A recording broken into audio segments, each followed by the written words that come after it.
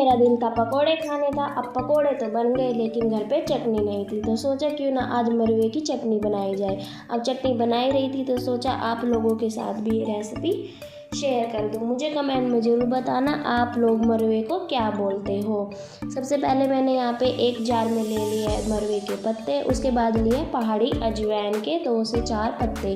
अब यहाँ पे डाला है मैंने एक प्याज कटा हुआ, 4 हरी मिर्च ले लिया और एक लिया है टमाटर। इनको अच्छे से जार में डाल देंगे और ये सारी चीज़ें मैंने धो के अच्छे से ले लिया। अब इसके बाद ले रही हूँ मैं काला नमक। काला नमक डालेंगे हम अपने स्वाद के अनुसार, ज़्यादा नमक नहीं डालेंगे नहीं तो हमारी चटनी कड़वी हो जाएगी। अब उसके बाद डाल रहे हैं 2 चम्मच भुना हुआ जीरा।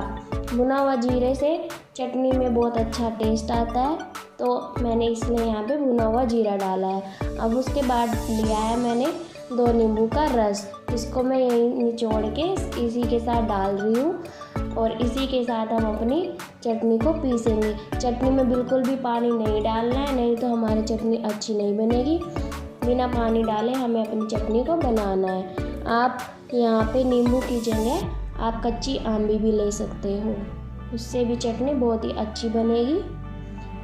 अगर आपने अभी तक मेरे चैनल को सब्सक्राइब नहीं किया है तो जल्दी से मेरे चैनल को सब्सक्राइब कर दे और मेरी वीडियो को भी लाइक कर दे।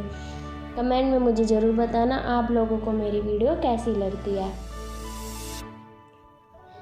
सारा सामान डालने के बाद अब हम चटनी को अपने ग्राइंड करेंगे, अच्छे से चटनी को अपनी पीस लेंगे।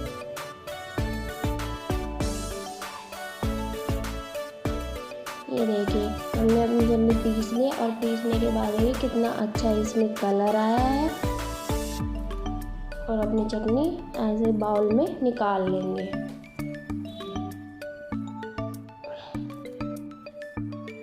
ये देखिए हमारी हरी चटनी बनके तैयार हो गई है, जो बहुत ही टेस्टी बनी है।